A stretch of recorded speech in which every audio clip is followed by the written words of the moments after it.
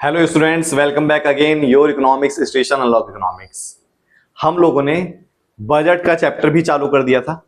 ठीक है, हमारा फर्स्ट टर्म का कोर्स लगभग होने वाला है। ठीक है, सितंबर में आपके एग्जाम होंगे।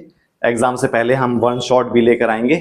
ठीक है, जिससे आपका एक एक शॉट के अंदर आपकी वीडियो क्या हो सके, आपके पूरा चैप्टर कंप्लीट हो सके। समझ में आया? तो हम लोगों ने बजट का चैप्टर चालू करा था। ठीक है, बजट पार्ट 1 हमारा हो चुका है, बजट पार्ट 2 भी हमारा हो चुका है। लिंक आपको डिस्क्रिप्शन में मिल जाएगी। ठीक है, और अगर आपको लिंक नहीं से नहीं देखना तो पूरी प्लेलिस्ट बनी हुई है, 12th क्लास की पूरी प्लेलिस्ट बनी हुई है। उसमें लिखा हुआ है बिगनर्स बैच 2025 से 2026। ठीक है, देखोगे ना तो दूसरे या तीसरे नंबर पर ही वो नजर आ जाएगा। ठीक है, बिगनर्स बैच 2025 से 2026। तो पूरी प्लेलिस्ट आप देखें, उसमें 16-17 वीडियोस अपलोड हो चुकी है। हमारे नेशनल इनकम भी उसमें खत्म हो चुका है, मनी बैंकिंग भी खत्म हो चुका है। ठीक है, और उसके अंदर हमारा बजट का चैप्टर खत्म हो जाएगा। तो ये हमारा एक बुक का फर्स्ट टर्म हो गया।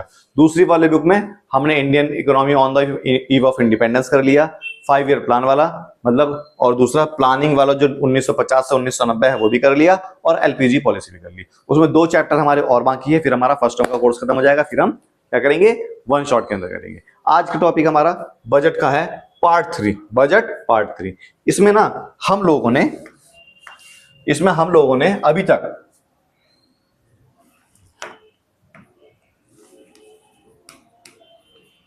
बजट क्या है हमने वो कर लिया।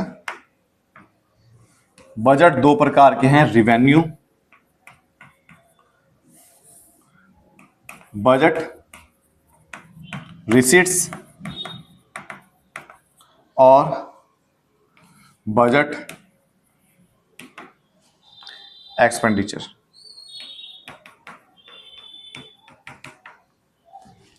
बजट रिसीट्स 2 प्रकार के हैं।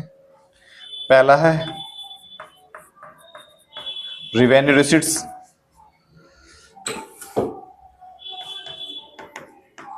दूसरा कैपिटल।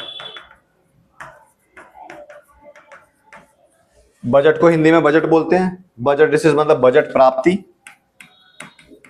इसे बोलेंगे राजस्व प्राप्ति, और इसे बोलेंगे पूंजीगत प्राप्ति। ऐसे ही बजट एक्सपेंडिचर भी 2 प्रकार का, रिवेन्यू एक्सपेंडिचर, कैपिटल एक्सपेंडिचर, राजस्व व्यय और पूंजीगत व्यय। ठीक है, ये टॉपिक हमने खत्म कर लिया था। खत्म कर लिया था। ठीक है, ये टॉपिक हमने क्या कर लिया था, खत्म कर लिया था।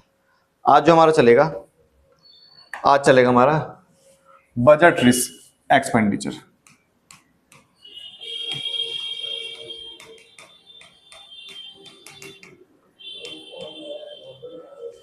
क्या चलेगा हमारा, बजट एक्सपेंडिचर। इसमें सबसे पहला हम करेंगे रिवेन्यू एक्सपेंडिचर। ठीक है, मतलब राजस्व व्यय। क्या करेंगे हम, रिवेन्यू एक्सपेंडिचर मतलब राजस्व व्यय। अब देखो, अभी एक एग्जांपल करेंगे, बहुत अच्छा एग्जांपल बनाएंगे।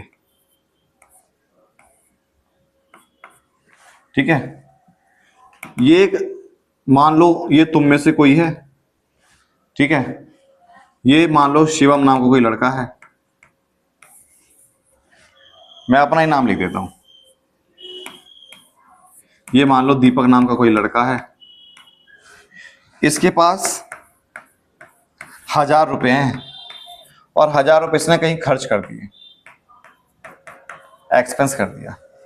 मतलब मैंने 1000 रुपए कहीं खर्च कर दिए, एक्सपेंस कर दिया। जब मैं 1000 रुपए कहीं खर्च करूंगा, या तो मैंने कोई सामान खरीदा होगा, मतलब असेट्स, सामान, चाहे मैंने पेन ही खरीदी हो, पेन मेरे लिए क्या होगा, असेट्स होगा। असेट्स परचेज करी होगी। जब हम असेट्स परचेज करेंगे तो असेट्स मतलब संपत्ति बढ़ जाएगी ना। या मैंने 1000 रुपए जो खर्च करे वो मैंने उधार चुका दिया होगा, लोन की पेमेंट कर दी होगी। जब हम उधार लेते हैं या उधार देते हैं उसे बोलते हैं लायबिलिटी, हिंदी में बोलते हैं देयता। अगर मैंने उधार चुका दिया होगा तो देयता क्या हो जाएगा, कम हो जाएगा। तो होगा ऐसा, मेरे पास 1000 रुपए हैं, अगर मैं कोई सामान खरीदूंगा तो संपत्ति बढ़ेगी, उधार चुकाऊंगा तो संपत्ति क्या हो जाएगी, बस लायबिलिटी क्या हो जाएगी, कम हो जाएगी। होगा ऐसा। लेकिन मैंने इन दोनों में से कुछ भी नहीं करा, मैंने इन दोनों में से कुछ भी नहीं करा, फिर भी मेरा खर्चा हो गया। मतलब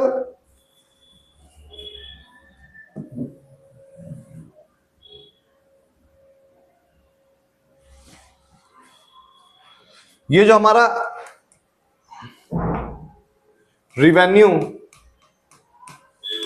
एक्सपेंडिचर है ना, राजस्व जो व्यय है, इसमें मैंने एक्सपेंस तो कर दिया but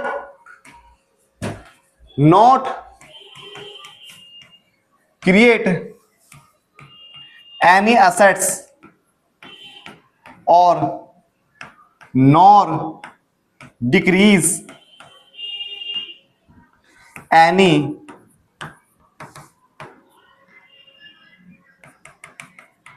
liabilities of the government. मतलब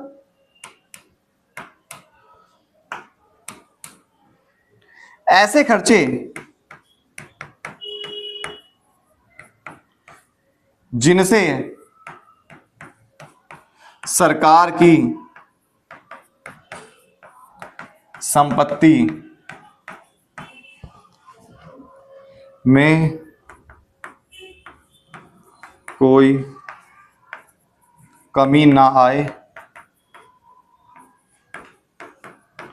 तथा सरकार की संपत्ति में कोई वृद्धि ना आए तथा सरकार के दायित्व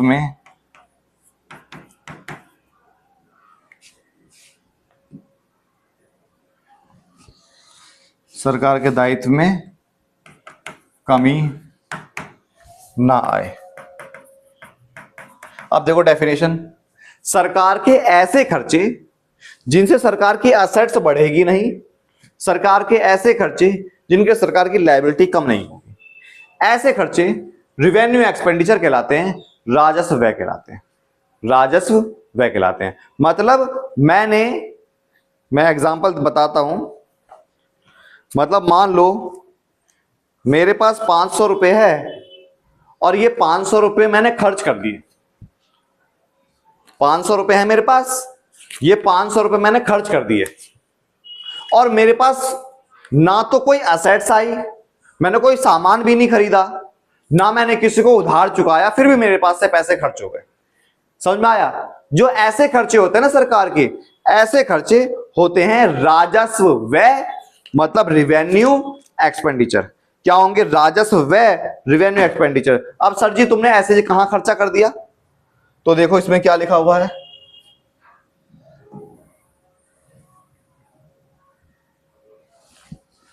मतलब ऐसे खर्चे जिनसे असेट्स ना बढ़े, लायबिलिटी कम ना हो। मैंने देखा ना 500 रुपए मैंने खर्च कर दिए, असेट्स नहीं बढ़ी, 500 रुपए मैंने खर्च कर दिए, मैंने उधारी भी नहीं चुकाई, फिर कहां खर्च हुए? तो आया कंपोनेंट ऑफ रिवेन्यू एक्सपेंडिचर, घटक, राजस्व व्यय के घटक। इसमें सबसे पहला बोला इंटरेस्ट पेमेंट, ब्याज का भुगतान।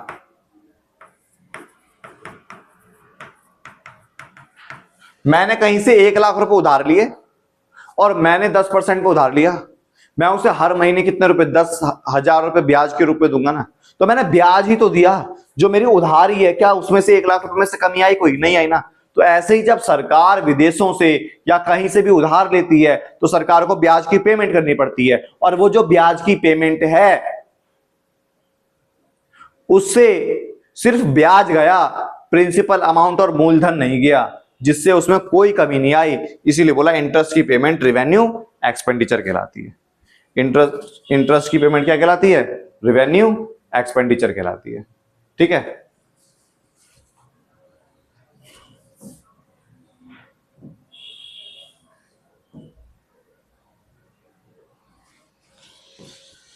दूसरा हमने इंटरेस्ट की पेमेंट बता दी। दूसरा पेमेंट ऑफ गवर्नमेंट वेज, मतलब एक सरकारी स्कूल या कोई सरकारी कर्मचारी है, सरकार उनकी सैलरी दे रही है, सरकार उनकी सैलरी दे रही है, क्या उन कर्मचारी से कोई सामान खरीद लिया? नहीं खरीदा ना, फिर भी सरकार को चुकाना पड़ रहा है। ठीक है, उन सरकारी कर्मचारियों को पैसा दिया, सरकार ने 1 लाख रुपए महीना सैलरी दे रही है, क्या उन कर्मचारियों ने सरकार से उधार लिया था? नहीं लिया ना, फिर भी सरकार खर्चा कर रही ना। अब देखो, एक स्कूल में लगभग मान लो 100 टीचर हैं, सबकी 1-1 लाख रुपए सैलरी है, 1 करोड़ का तो खर्चा यही हो गया, है ना। हर साल सरकार एक सरकारी स्कूल को चलाने में, दिल्ली के सरकारी स्कूल को, दिल्ली से बाहर की बात नहीं कर रहा, दिल्ली के सरकारी स्कूल को चलाने में हर साल लगभग 25 से 30 करोड़ के आसपास का खर्चा आता है। क्या 25 से 30 करोड़ रुपए उसने जो खर्च करे, उसे सरकार की असेट्स बढ़ी? नहीं बढ़ी ना। क्या सरकार ने 25 से 30 करोड़ बच्चों से या टीचरों से उधार लिया था? नहीं ना। तो ऐसे खर्चे कौन से खर्चे कहलाते हैं? हमारे खर्चे कहलाते हैं वो सरकार राजस्व व्यय, मतलब रिवेन्यू एक्सपेंडिचर। ठीक है, समझ में आया? ठीक है, फिर तीसरा आया डोनेशन। सरकार ने किसी को दान दे दिया, मैंने वो 500 का नोट निकाला और किसी भिखारी को दान दे दिया, उस भिखारी ने मुझे क्या दिया?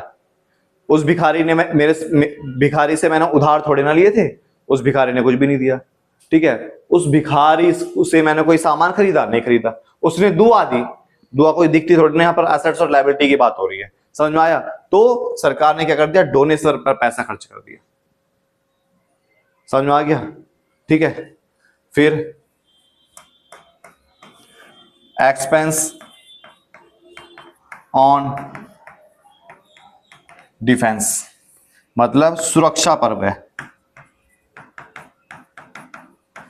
सरकार देश के बॉर्डरों को सेव करने के लिए, देश की सुरक्षा के लिए बहुत सारा पैसा खर्चा करती है, करोड़ों का बजट बनता है, खर्चा होता है देश की सुरक्षा के लिए, कैमरे लगाना, ये सब लगाना। क्या उससे सरकार की असर थोड़ी ना बढ़ रही है? देश की सुरक्षा हो रही है ना। देश के अंदर सामान आ रहा है, मान गया इस बात को, मान लो राफेल की डील हो गई, राफेल आ गया, वो कोई एसेट्स नहीं, एसेट्स वो होती है जिसको पैसा कमा कर दे, असेट्स वो होती है जो पैसा कमा कर दे। समझ में आया? तो सुरक्षा पर जो व्यय करा जा रहा है वो खर्चा जो कहलाएगा राजस्व व्यय का कहलाएगा, मतलब रिवेन्यू एक्सपेंडिचर का कहलाएगा। समझ में आया? तो मतलब हम लोगों ने क्या कर लिया? रिवेन्यू एक्सपेंडिचर कंप्लीट कर लिया। अब रिवेन्यू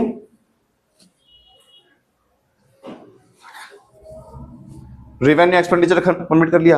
अब करते हैं हम लोग कैपिटल एक्सपेंडिचर, पूंजीगत व्यय।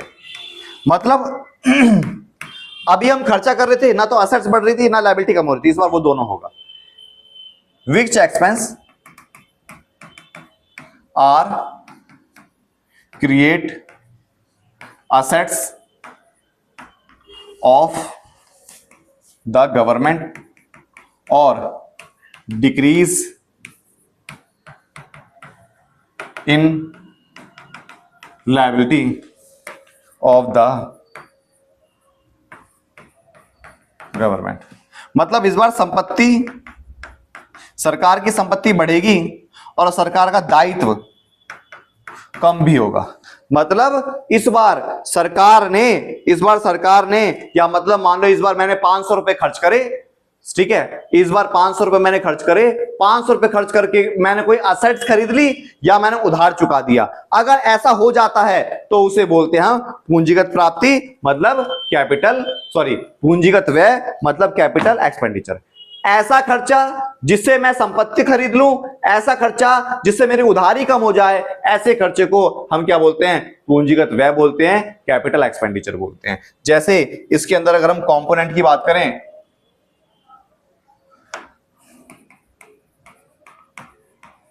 कंपोनेंट की अगर हम बात करें, घटक, इसमें सबसे पहला expense on land and building, भवन तथा मशीन खरीद ली। एक्सपेंस की जगह हम परचेज भी कर सकते हैं, ठीक है, या परचेज ऑफ शेयर, शेयर की खरीद, शेयर खरीद लिए, ठीक है, शेयर खरीद लिए, सरकार की संपत्ति बढ़ जाएगी। या शेयर खरीद लिए, सरकार की संपत्ति बढ़ जाएगी। या पेमेंट ऑफ लोन, मतलब ऋणों का भुगतान।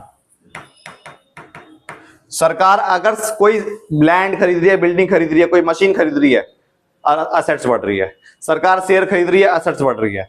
सरकार ऋणों का भुगतान कर रही है, लोन की पेमेंट कर रही है, तो क्या होगी, लायबिलिटी कम होगी, और ये हिस्सा किसके अंदर आता है, कैपिटल एक्सपेंडिचर के अंदर आता है। अगर सिर्फ ब्याज चुकाया जाता तो रिवेन्यू एक्सपेंडिचर, अब मूलधन चुका दिया तो कैपिटल एक्सपेंडिचर। हम लोगों ने आज रिवेन्यू एक्सपेंडिचर और कैपिटल एक्सपेंडिचर का टॉपिक करा, बहुत अच्छे से करा, इतना ही पेपर में लिख कर आओगे पूरे नंबर मिलेंगे, ठीक है। अब इसके आगे हमारा डेफिसिट चलेगा, घाटा चलेगा, ठीक है। आगे की वीडियोस देखने के लिए चैनल को सब्सक्राइब करें, बेल आइकन दबाएं, ज्यादा शेयर करें। जय हिंद, जय भारत। और यहां पर जो टॉपिक बताएंगे पेपर में 100% वही आएगा, इसीलिए चैनल पर बने रहें।